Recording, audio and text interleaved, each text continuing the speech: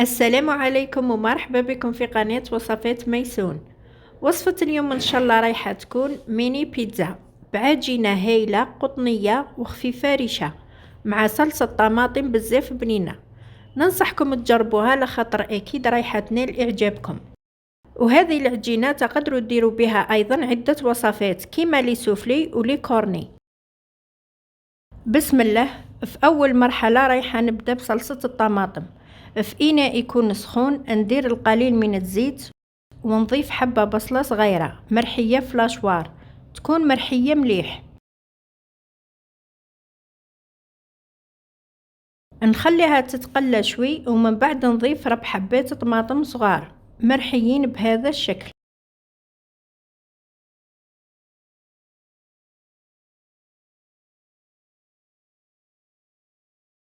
وهنا نبدأ نضيف التوابل: ملعقة صغيرة فلفل أحمر، ملعقة صغيرة كزبر، القليل من الفلفل الكحل والقليل من الملح، ونزيد زوج سنات ثوم مربيين.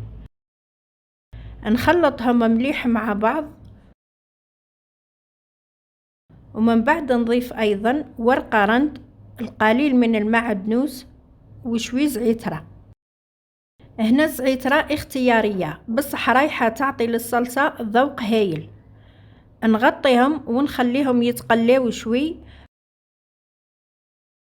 من بعد نضيف نص كيس ماء نغطيها ونخليها تكمل الطيب حتى تنشف. أما بالنسبة لمقادير العجينة، عندي كيس حليب دافي ما يعادل 220 مليلتر، بيضة، ملعقة كبيرة خميرة الخبز، 4 مغارف كبار زيت، ملعقة صغيرة ملح، وملعقة صغيرة سكر. نخلط المكونات كامل مع بعض ونبدأ نلم بالفارينة. وما ننساش ملعقة صغيرة خميرة الحلويات. ونبقى نزيد في الفارينة حتى نتحصل على عجينة تكون طرية قليلا.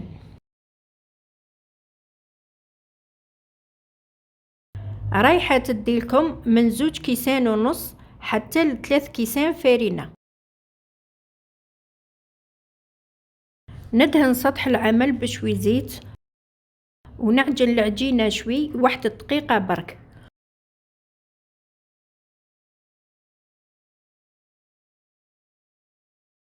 وفي نفس الإناء ندير القليل من الزيت، نحط العجينة نغطيها بكيس بلاستيكي ونخليها تخمر حتى يتضاعف الحجم. هنا بعد ما خمرت العجينة وتضاعف الحجم نتاعها رايحة نهبط لها طلوع بهذه الطريقة. نشكلها كرات بهذا الحجم تكون صغيرة شوي. وهذه الكمية نتاع العجينة دارت لي تقريبا 22 حبة. نحكم كل كرة نلمها ونكورها بهذه الطريقة ونديرهم في بلاطو يكون مرشوش بالفارينة، نغطيهم حتى نكمل كامل الكرات.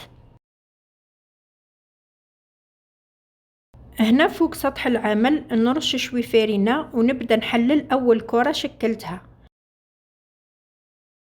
نبقى نحلل وندور حتى نتحصل على شكل دائري، وما نخليهاش خشينة بزاف، نحللها بهذا السمك.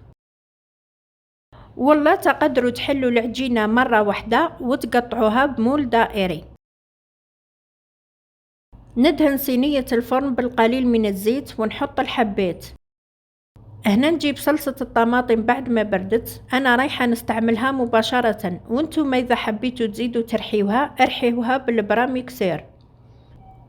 نحط في كل حبة مغرفة صغيرة من الصلصة ونعدلها جيدا، نوصلها حتى للحواف،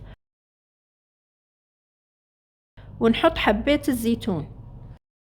نخليها تخمر مدة من 10 دقائق حتى ل 15 دقيقة، ومن بعد ندخلها للفرن اللي يكون مسخن على درجة 180 حتى نطيب ونخرجها. هنا بعد ما طابت الميني بيتزا وهي سخونة نرش عليها الفورماج رابي، استعملوا أي نوع تفضلوه.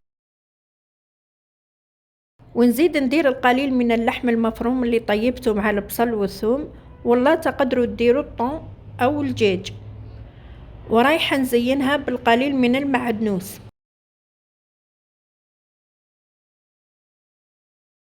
وهذه هي البيتزا بعد ما درتها في صحن التقديم، تجي هايلة بعجينة قطنية وخفيفة مع صلصة طماطم بزاف بنينة.